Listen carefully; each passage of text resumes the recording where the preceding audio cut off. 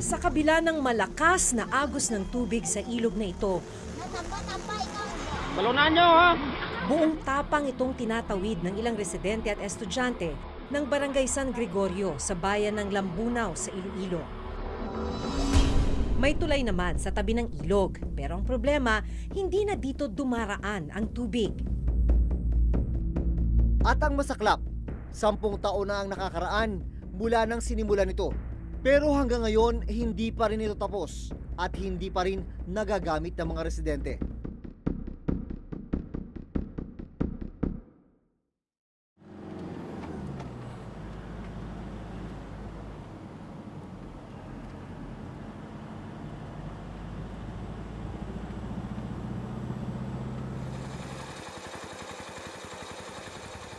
Alas 3:30 na ng madaling araw, paalis na kami.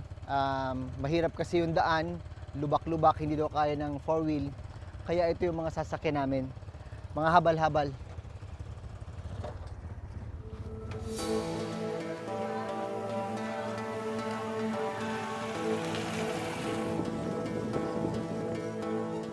Maliban sa malubak na daan, kinailangan naming tawinin ang ilog para makarating sa kabilang barangay ng San Gregorio. Lagi dalam. Dalam lagi.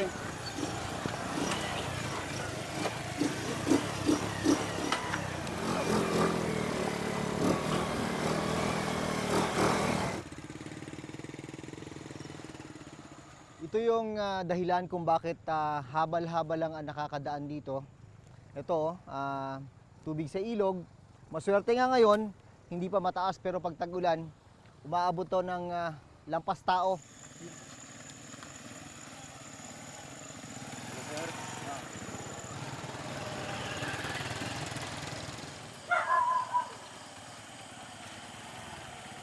Makalipas ang kalahating oras, narating namin ang bahay ng estudyanteng si Jaril Ligada, 13 taong gulang. Araw-araw, nilalakad niya ang nasa halos 4 na kilometrong layo papasok sa eskwelahan. Mga ilang minuto mula rito papuntang school. Naabot ba isang oras? Lampas. Lampas. Ang lakad. Opo. Anong oras ka nagsisimula? Ang alas 5:30 hanggang alas 6. Si Jaril ang panganay sa 3 magkakapatid. Bata pa lamang, lolo at lola na ang kumupkup sa kanya. Tay, bakit napunta rito si Jaril sa inyo? Tigin darama lang ni Lola na doon sa balay. Bago nagbata abla si nanay na. Ti karon nakahinga ti duwak gabi. Lugar ibalik to sa kanay nanay na hindi dit na sagi ka hibi dit na nga mabalik ka kwan na. Doon sa balay. Ti murang hindi dit na maguli. Pagmamalaki ni Lolo Amoman, elementarya pa lang ay first honor na si Jaril. Nakasabit yung mga medals dyan, lahat ng mga parangal. Bakit mo sinabi talaga yan sa entrada ng bahay mo? Tay dyan na gid ba butang ko nung mera nga makita no ko tawo nga nagaagto sa balay nga mura ya kwan ka apo na nga maarab siguro no. Ay ti. Matalino? Tama. Pangarap ko po maging isang engineer paglaki ko. Bakit nagkaroon ka ng interest sa pagiging engineer? Kasi gusto ko ang math. Gusto mo ang math? Po. Anong klaseng engineering ang gusto mo? Yung gumagawa ng mga bahay. Naghahanda na si Jaril papasok sa eskwelahan.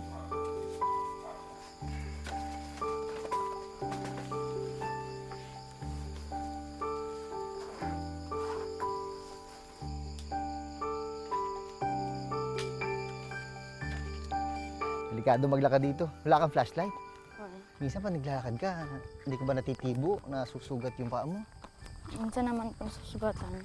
Pag tag-ulan, mas mahirap, mas mabagal. Mas mahirap po. Para makaabot sa pagsisimula ng klase ng alas 7, naglalaan si Jaril ng 1.5 oras para sa paglalakad. Anong nagbibigay sa'yo ng inspirasyon? Ang aking mga pamilya po. Pamilya ko po, mga magulang at kapatid. Ano bang balak mo sa kanila pag nakatapos ka na? Papaaralin ko po sila hanggang makatapos po sila sa pag-aaral.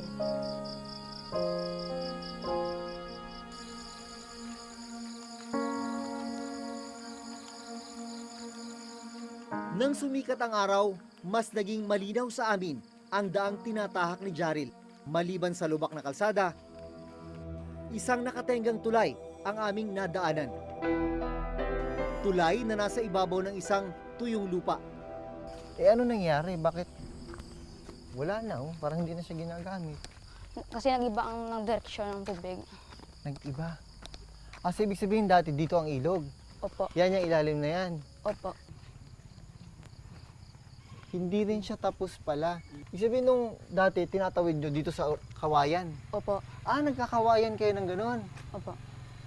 So kahit na dati nung nagagamit mo to, hindi siya buo. Hindi siya buo. Ano yung experience mo dati dito sa kawayan na to? Minsan po natatakot kasi parang dali na siyang masira. Pero tinatawid nyo dati yan? Opo.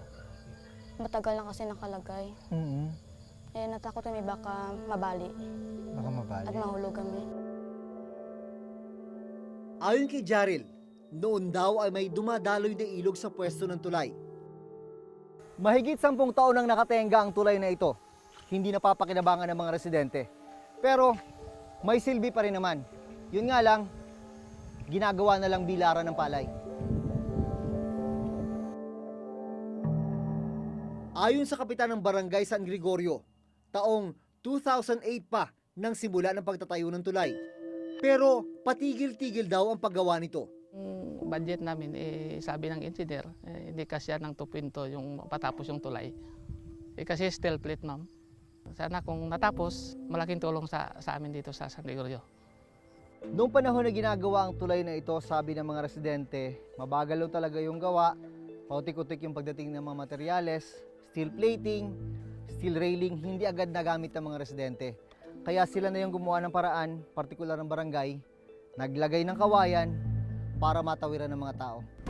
Ilang metro lang ang layo mula sa hindi natapos na tulay.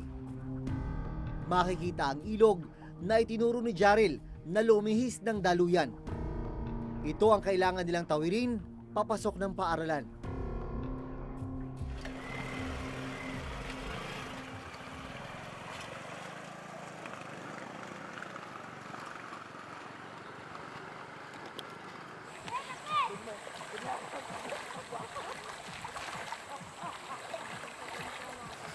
Ito yung halos araw-araw mo na experience. Paano pag lumaki na dito? Meron po nakakatabi sa amin. Pero dumarating sa punto ba na hindi kayo nakakapasok dahil sobrang laki ng tubig dito sa ilog? Opo. Nung isang linggo, hindi kami nakapasok kasi mas malalim pa dito. Mga Martes linggo. Last week, tumaas siya. Opo. Ang ikinukwento ni Jaril na pagtaas ng tubig sa ilog nangyari nito lang Pebrero. Sa cellphone video na ibinigay ng ilang residente sa Reporter's Notebook, makikita ang peligro habang tinatawid ng mga estudyante ang mataas na tubig sa ilog. Katatapos lang daw noon ng malakas na ulan.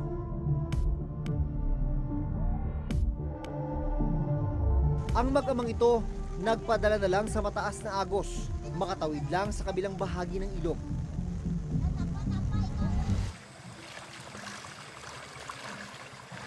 Ikaw bilang isang estudyante na araw-araw dumadaan dito, anong pakiusap mo sa gobyerno? Sana po gawin niyo pa na ang tulay.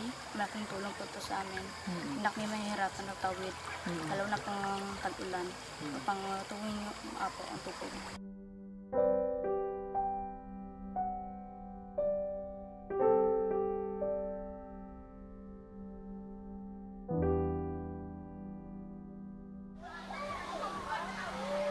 Bandang alas 7 ng umaga nang makarating sa kanilang eskwelahan si Jaril. Hindi ba napapagod? Minsan papagod. Pero kailangan Kailangan talagang mag-aral. napakaganda niya. Patuloy mo dapat yun. First owner ka madalas, no? Ayon sa kasalukuyang alkalde ng bayan ng Lambunaw, ang pagkalihis ng tubig sa ilog ang isa sa mga dahilan kaya nahinto ang konstruksyon ng tulay. Ang kanyang ama na dating alkalde ng Lambunaw ang siyang nagpatayo ng tulay. Sa information based sa municipal engineer, naitayo yung bridge 10 years ago, noong 2008. Pero it was never finished. Tapos noong 2008 din, nung dumating yung Bagyong Frank, yung direction ng ilog nagbago. So, ando na siya ngayon sa tabi ng original na bridge. Kaya in part, it rendered the original bridge useless. Pero ang hinaing ng mga residente, kahit nung dito pa dumadaan ang ilog, hindi pa rin natapos ang paggawa ng tulay sa San Gregorio. Sa information na binigay sa akin, yung previous administration, there were also efforts to solicit funds for the completion of the bridge. Now, hindi ko lang alam kung bakit hindi na kumpleto yon.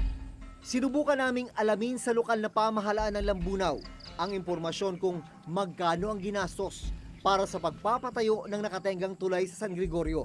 Pero sa text message na aming natanggap mula sa alkalde ng Lambunaw, hindi pa mahanap ang lumang file ng tulay. Gayunman, nakuha namin sa munisipyo ang Statement of Expenditures na nagpapakitang naglabas ng 2.1 million pesos para sa rehabilitasyon ng tulay noong 2015. Pero malinaw, hindi pa rin ito natapos.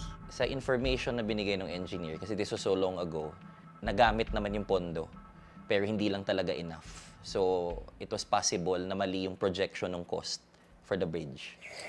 Muling naglaan ng pondo ang probinsya para sa pagpapatuloy ng konstruksyon ng tulay ngayong taon. Posible raw kasi na muli itong maging daluyan ng ilog. The municipio of Lambunaw wrote a letter to the governor last January 29 requesting for 810,000 pesos for the completion of that bridge. The governor granted them their request and gave 600,000 pesos. Samantala, dalawang proyekto pa ang nakaplanong itayo sa ibabaw ng ilog sa San Gregorio, patawid sa kabilang barangay ng Kaningwan. They requested for the construction of that hanging bridge. And then they have another option, the overflow project. No? These are put in different locations, not in the same spot. Hanggat nananatiling plano ang mga proyekto at malaking pondo ang nasasayang sa hindi mapakinabagang tulay, hindi maiiwasan ng katulad ni Mang Amoman ang mag-alala para sa kanyang apo na si Jaril. Nandun yung kaba? Kinakabahan ka madalas? Ti din, pagkadurong kabataan mo, ti kung hindi mo kuan na, tuluoy mo itong iba, basi kung madarak yung dabla ka tubig kung magkuan na.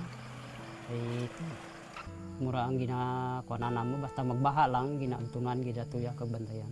Bisan nga gabi din, ipabiyaan na kung hindi makatabok tanan yung kabataan nga nagakakuan. Umaasa si Jaril na may maayos na tulay na silang matatawiran bago pa muling dumating ang tag-ulan. Sinasalamin ng tulay na ito kina Jaril ang mas malawak na problema sa iba pang infrastruktura sa bansa. Mga proyektong pinondohan pero hindi pa rin natapos, nakatiwangwang at hindi lubusang nagagamit ng mamamayan. Ayon sa dokumento mula sa DPWH, ang contract amount ng proyektong ito ay mahigit 140 million pesos. Tapos, sinasabi rin dito na yung actual accomplishment ay halos 50% na. Ganito po bang itsura nung halos 50% na natapos?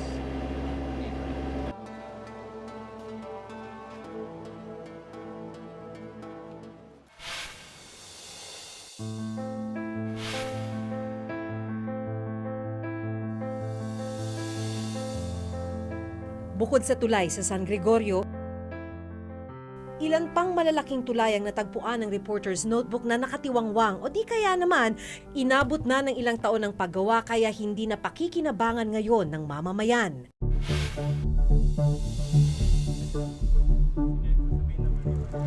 Dito sa lalawigan ng Northern Samar, tinungo namin ang Katarman Bridge, isang tulay na halos 3 taon nang itinatayo.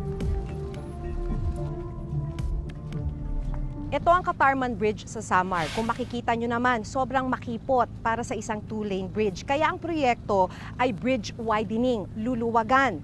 Ang problema, noong 2015 pa ito sinimulan, hanggang sa ngayon hindi pa natatapos. Taon na, ang ginawa ito putol bangka. Ngayon, pwede naman makadaan, pero pabilisan lang. Bakit kayo tumatakbo? Eh, Kasi oh, baka tamaan kayo Oo. nitong mga to. madaganan ka dyan. Madaganan ka.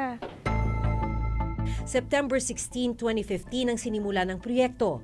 Ang target completion dapat ay noon pang June 22, 2017. Ayon dito sa dokumento mula sa DPWH, ang contract amount ng proyektong ito ay mahigit 140 million pesos. Tapos, sinasabi rin dito na yung actual accomplishment ay halos 50% na. Ibig sabihin, dapat kalahati nitong proyekto tapos na. Tinungo namin ang forma ng proyekto at nang itanong namin kung nasa halos kalahati na o 47% na ang paggawa nila, gaya ng nakasaad sa status report ng DPWH Region 8, Ganito po bang itsura nung halos 50% na natapos? Hindi po. Tuloy-tuloy naman ang trabaho namin kasi ang trabaho namin sa ilalim lang pa, wala pa sa ibabaw. Pag natapos yung ilalim, dahil lilimang butas na lang naman ito, sa taas na kami. Sa status report na nakuha namin sa DPWH Region 8, nakasaad na humiling ng karagdagang 120 calendar days ang kontraktor para matapos ang tulay. Ang dahilan nila ay ang obstruction of utilities, partikular ng water pipelines na nakakabit sa tulay. Inilipat pa raw nila mga pipeline bago muling simulan ang tulay. Idinulog na rin namin sa DPWH National Office ang daing ng ilang residente ng Katarman tungkol sa napakatagal na paggawa ng tulay. Ang pinapangako naman namin sa mga contractors namin is that we give them due process. Explain to us why there has been a delay. Will you be able to catch up? Then doon tayo magano. Ayaw naman namin to be abrupt with all these penalties. Kung ang tulay sa Katarman hindi matapos-tapos,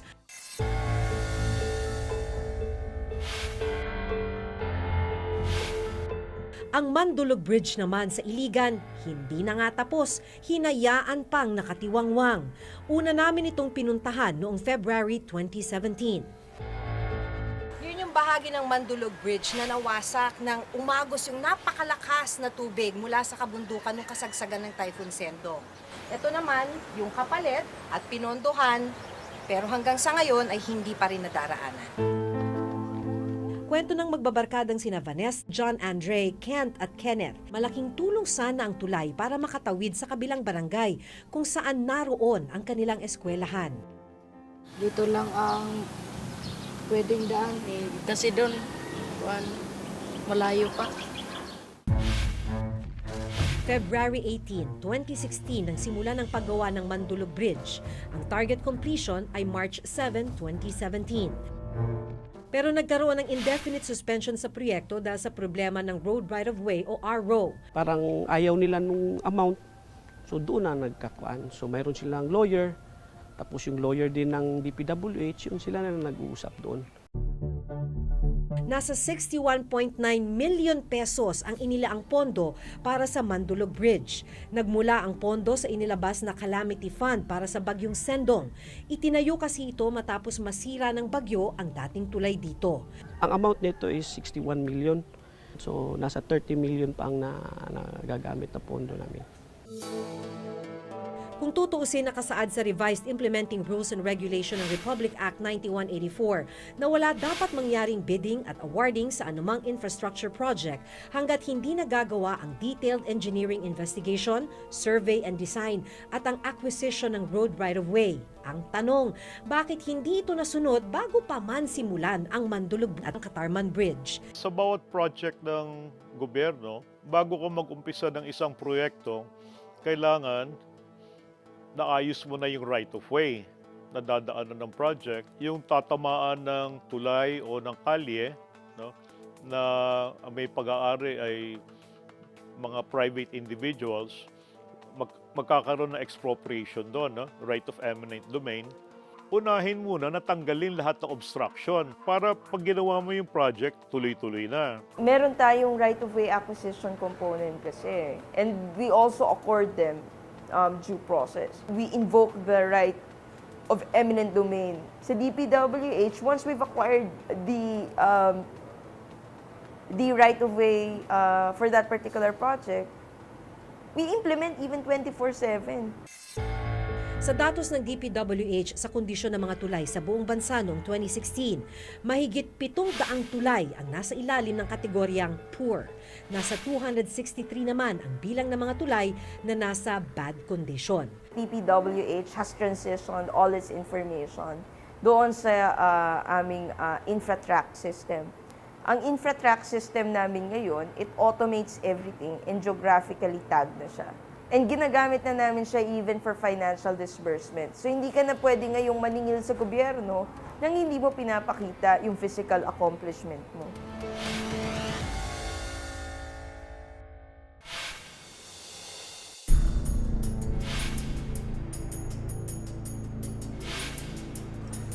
Sa susunod na linggo, abangan ang iba pang proyektong pinondohan ng pera natin, pero hindi naman natin napakikinabangan. Sa tagal ng pagkakatiwangwang nitong project na to, napuno na siya ng damo.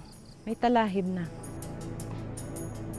Hanggang sa susunod na Huwebes, ako si Maki Pulido.